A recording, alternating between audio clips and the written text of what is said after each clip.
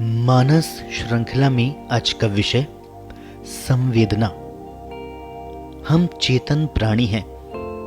हमारी चेतना यदि जागृत रहती है तब हम जीवन, सृष्टि, प्रकृति आदि सबके लिए जागरूक रहते हैं। हमारे व्यवहार में एक संयम होता है, मर्यादा रहती है, योग का भाव भी रहता है, दूसरों के साथ सौहार्द एवं सहयोग की इच्छा रहती है।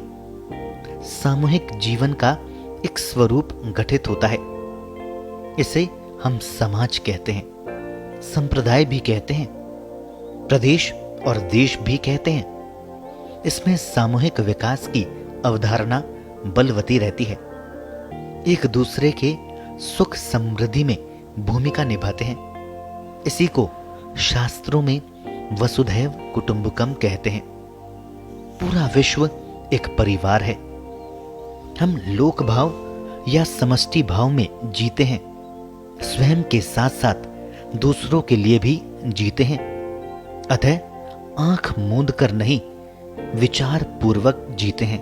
केवल शरीर के माध्यम से ही नहीं, भावना के धरातल पर भी जीते हैं। खंडित मानसिकता से नहीं, समग्रता से जीते हैं। ब्रह्म को भीतर देखते हुए जीते हैं। नियति के आगे लाचार रहते हैं। प्रकृति के साथ हमारा पूरकता का भाव रहता है। प्रकृति की पूजा भी करते हैं। उसके प्रति हम संवेदनशील भी रहते हैं। यही संवेदना का अध्याय छोटे छोटे जीवों और पशु पक्षियों के प्रति दया या करुणा के रूप में हमको सिखाया जाता है। उसी मार्ग से हम लोगों के प्रति संवेदनशील होते हैं। बचपन में हमको पशु, पक्षी, तितलियां, भौरें आदि अनेक जीव आकर्षित करते हैं। उनके प्रति आसानी से हमारी संवेदना जागृत हो जाती है। हमारा जिज्ञासु मन भी इसमें सहायक होता है। वैसे तो बालपन स्वयं में निर्मलता की उम्र है। सहज ही किसी की पीड़ा देखकर करुणा बह निकलती है। यहां तक कि कहानी सुनकर भी पीड़ित पात्र के प्रति मन में करुणा जागृत हो जाती है। सिनेमा, टीवी देखते देखते अथवा कथा प्रवचन सुनते सुनते हमारी अश्रुधारा बह निकलती है। इन सब का आधार मानवीय संवेदना है। किसी के दुख में दुखी होने की सहजता है। ये तो आज सोच पाना भी संभव नहीं लगता। व्यक्ति केवल अपने दुख से दुखी रहता है। वह भी सच हो ना हो, क्या गारंटी।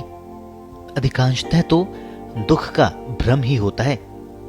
सुख दुख की अवधारणा के आधार पर ही अनुभूति होती रहती है, बदलती रहती है। जीवन के प्रति दृष्टि पैदा होती है। हमारे पिछले कर्मों के फलों यानी प्रारब्ध, संस्कारों एवं शिक्षा के प्रभाव से व्यक्ति की जीवन शैली एवं वातावरण भी इसके लिए उत्तरदायी है। व्यक्ति का अपने जीवन के साथ जुड़ाव किस स्तर पर है? क्या वह मात्र शरीर जीवी है?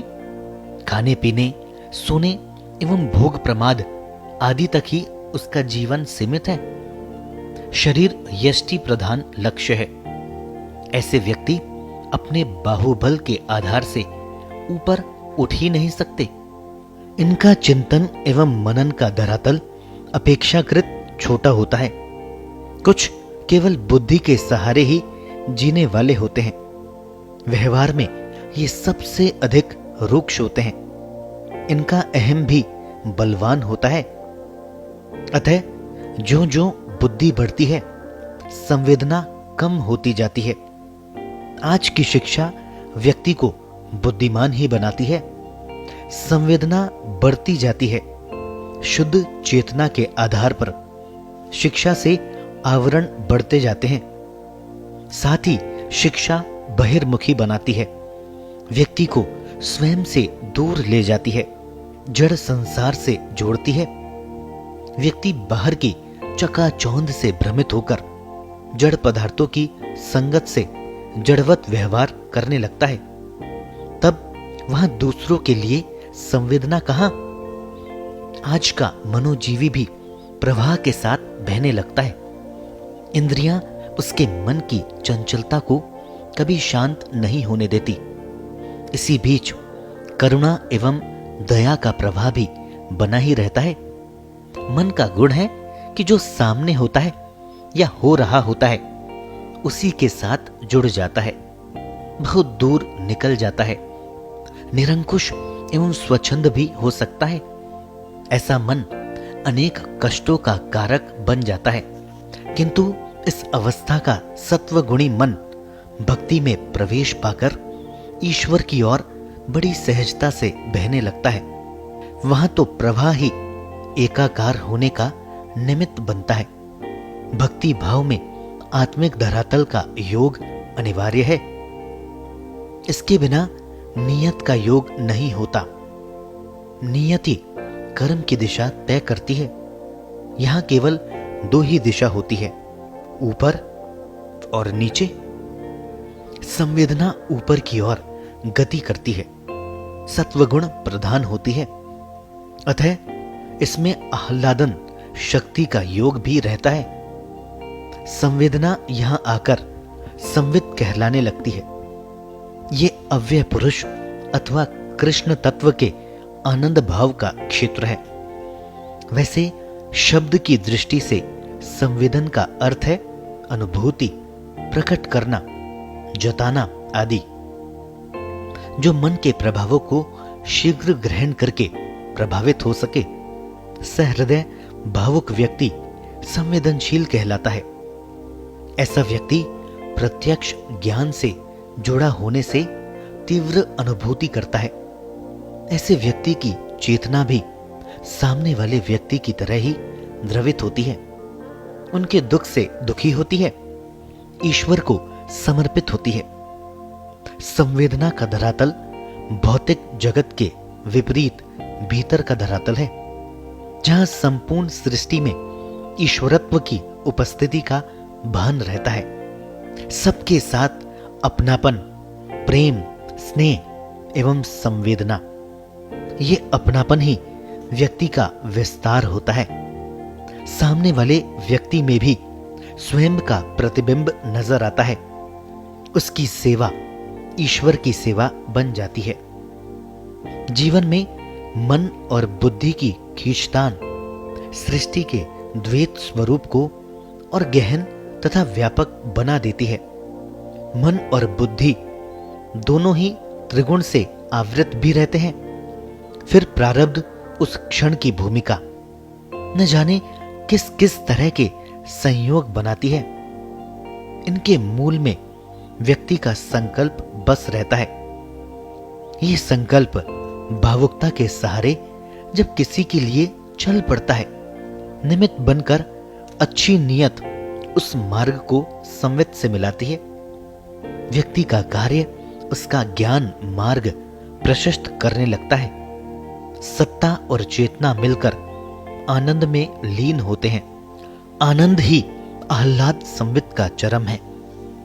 ये सारभूत चैतन्य ही जड़ या चेतन भावों का हृदय है। विश्व के जड़ भाव चेतन में विश्राम पाते हैं। चेतन भाव प्रकाशमयता में और प्रकाशमयता का भी रहस्य विमर्श में अंतर्निहित है। व्यक्ति जब शरीर से बाहर रहकर बुद्धि को छोड़कर प्रेम रूप, भक्ति रूप, साक्षी रूप में भीतर के स्पंदन को सुनता है, हृदय से सुनता है, शब्दों के भीतर जाकर सुनता है, निश्चित है रस में भीगता है। रसो वै सह। इस रस की प्राप्ति ही संवित का प्रभाव है। इसकी आरंभ की व्यवहार अवस्था को संवेदना कह सकते हैं। एक तरह की कठिन तपस्या है। कठिन इसलिए कि इसमें स्वयं को भूलना पड़ता है। भक्ति का ही रूप है। चाहे उस ईश्वर को मंदिर मस्जिद में देख लो, चाहे दीन दुखी में, रूप तो प्रेम का ही रहेगा। तभी सामने वाले का दर्द, उनकी पीड़ा को हम महसूस कर सकते हैं। ये केवल सेवा नहीं है, बहुत ऊपर है उससे। संवेदनशीलता का पहला बड़ा शत्रु है अहंकार, दूसरा बड़ा शत्रु बुद्धि, जिसमें केवल बाहरी ज्ञान भरा हो, व्यक्ति उसी के सहारे जीवन यापन करता हो। ये बुद्धि भी अहंकार का ही पर्याय होती है। वैसे अहंकार के तो और भी कारण हो सकते हैं। संवेदनशीलता में श्रद्धा और समर्पण होता है। ईश्वर के प्रति इस भाव के कारण ही व्यक्ति दूसरों के प्रति संवेदनशील होता है। लोभ, मोह, ईर्ष्या जैसे अज्ञान भाव भी हृदय की संवेदनशीलता को कम करते जाते हैं। आज के भौतिक युग में परिग्रह का नया दौर चल पड़ा है। व्यक्ति को स्वार्थी एवं समष्टि भाव में रहने वाला बना देता है।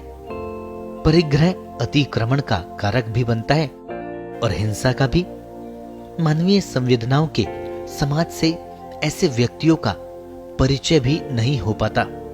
100 साल में वह संपूर्ण मानव भी नहीं बन पाता।